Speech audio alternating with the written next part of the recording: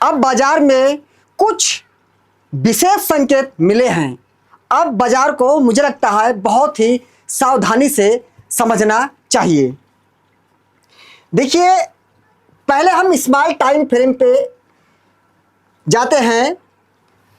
तो small time frame पर अगर हम आते हैं 1 आवर के टाइम फ्रेम पर, बैंक निफ्टी का चार्ट है। तो हम देख रहे हैं बैंक निफ्टी में इस एरिया में एक 1 आवर के टाइम फ्रेम का डिमांड जोन है।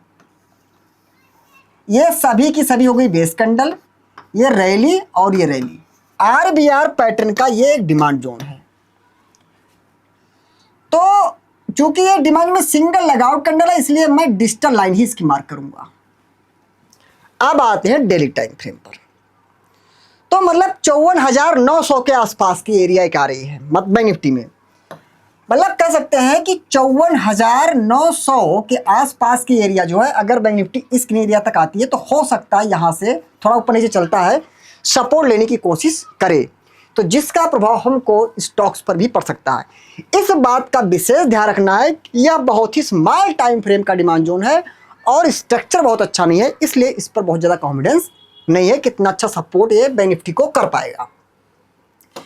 लेकिन डेली के टाइम फ्रेम पर कुछ डिमांड सप्लाई जोन ऐसे हैं बैंक निफ्टी में। देखिए, बैंक निफ्टी का चार्ट इसलिए समझते हैं क्योंकि उसके पहले निफ्टी सेंसेक्स को समझना काफ़ी आसान हो जाता है।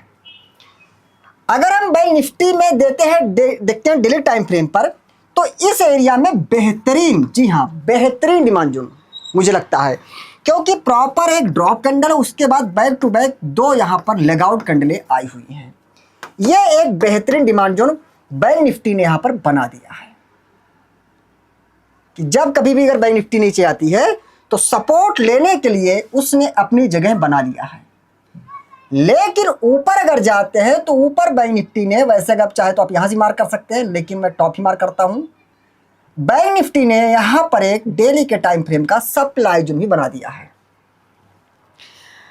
मैं अगर अपना व्यक्तिगत विचार जो मैंने देखा है ट्रांजैक्शन और सेक्टर के हिसाब से, तो मुझे लगता है कि बैंक निफ्टी जो इतना अच्छा डिमांड जोन बनाई है, तो मुझे लगता है डिमांड जोन हो सकता है देर सवेर बैंक निफ्टी को अपनी तरफ आकर्षित करे।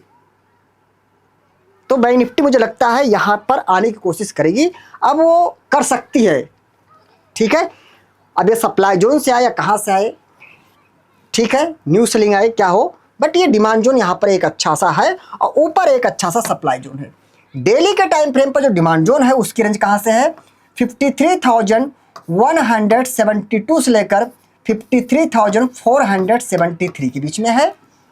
और जो सप्लाई जोन है वो 56,042 से लेकर के 56,345 के बीच में, ये सप्लाई जोन है और ये डिमांड जोन है। सप्लाई जोन काफ़ी करीब है बैंक निफ्टी, ठीक है। और इस एरिया हमने बात किया नहीं, यहाँ पे कोई सपोर्ट भी है, हो सकता है इसका सपोर्ट लेकर जाने की कोशिश करे, ठीक है। लेकिन ये सपोर्ट स्मॉल टाइम फ्रेम का है, इसलिए बहुत अच्छा नहीं है। बट ये सप्लाई जोन में अगर बैंक निफ्टी जाती है तो यहाँ से इसके फिर डाउन आने के चांसेस हैं, और ये ध्यान रखना चाहिए। ये डिमांड जोन यहाँ पर बना दिया है बैंक निफ्टी ने। इसी के पैरेलल डिमांड सप्लाई जोन के आधार पर जो निफ्टी बैंक निफ्टी का है, निफ्टी फिफ्टी जहाँ कहीं होंगे या सेंसेक्स, उनको भी सपोर्ट या रेजिस्टेंस एरिया उनको मिल सकती है, ठीक है। अब जैसे निफ्टी 50 में आते हैं हम, अगर हम निफ्टी 50 में आते हैं तो देखिए निफ्टी 50 में एक डिमांड जोन आप कह सकते हैं ये भी एक है भाई, एक ड्रॉप है, बेस है, प्रॉपर कह सकते हैं दोनों बेस अगर देखें उस हिसाब से तो बेस के बराबर ही है, लेकिन एक एवरेज मान सकते हैं। एक ड्रॉप बेस रैली का डिमांड जोन निफ्टी ने बनाया है, लेकिन मैं इस पर बहुत ज़्यादा कॉन्फिडेंट इसलिए नहीं हो रहा, उसका लॉजिक बताता हूँ आपको। लॉजिक ये है कि मैं बैंक निफ्टी के हिसाब से चल रहा हूँ। तो बैंक निफ्टी अगर डिमांड जोन में अप्रोच कर जाती है तो उस समय अगर निफ्टी अप्रोच करती है तो इस डिमांड जोन को लेकर मेरा भी बुलिश तभी हो पाएगा।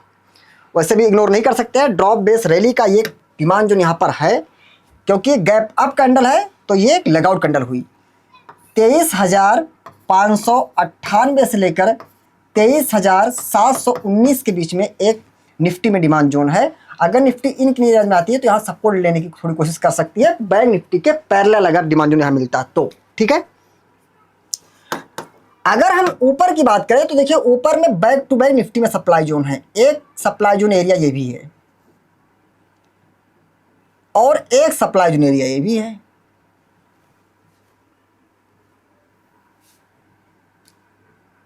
कह सकते हैं हमारे पास दो सप्लाई जोन है। इसको आप कहिए अगर तो यह है SZ1 सप्लाई जोन 1 एंड ये है सप्लाई जोन 2। कहाँ से कहाँ तक पहला सप्लाई जोन 24,171 से लेकर के 24,253 बीच में है, और अगला सप्लाई जोन है 24,326 से लेकर 24,487 बीच, मतलब ऊपर कह सकते हैं back to back supply zones हैं। और इस बात का विशेष ध्यान देना चाहिए कि ये एरिया निफ्टी से बहुत दूर नहीं है। और अगर मैं और दूर की बात करूं तो ये भी ध्यान देना चाहिए कि फिर नीचे निफ्टी में कोई डिमांड जोन भी नहीं है। इसीलिए मैं बैंक निफ्टी के पैरेलल ही इसको देखूंगा कि बैंक निफ्टी, लेकिन बैंक निफ्टी में ऊपर अच्छे सप्लाई जोन भी हैं, नीचे अच्छा डिमांड जोन भी है। इसलिए बैंक निफ्टी जब डिमांड जोन में आती है, जो मैं आपके साथ शेयर किया, तो उस समय निफ्टी जहां कहीं भी होगी निफ्टी और सेंसेक्स का सहारा ले सकते हैं। और अगर बैंक निफ्टी आती है सप्लाई जोन में, तो उस समय निफ्टी और सेंसेक्स जहां कहीं होंगे वहां से वो भी डाउन आ सकते हैं। ये रहा दोस्तों बाजार का विश्लेषण।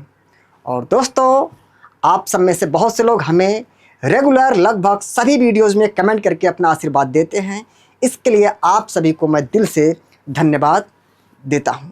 और दोस्तों हमारा टेलीग्राम चैनल है जो बिल्कुल फ्री है, पर ध्यान दोस्तों हमारे टेलीग्राम चैनल को सिर्फ और सिर्फ हमारे वीडियोस के डिस्क्रिप्शन में दिए गए लिंक से ही ज्वाइन करें, कहीं और से बिल्कुल भी ट्राई ना करें।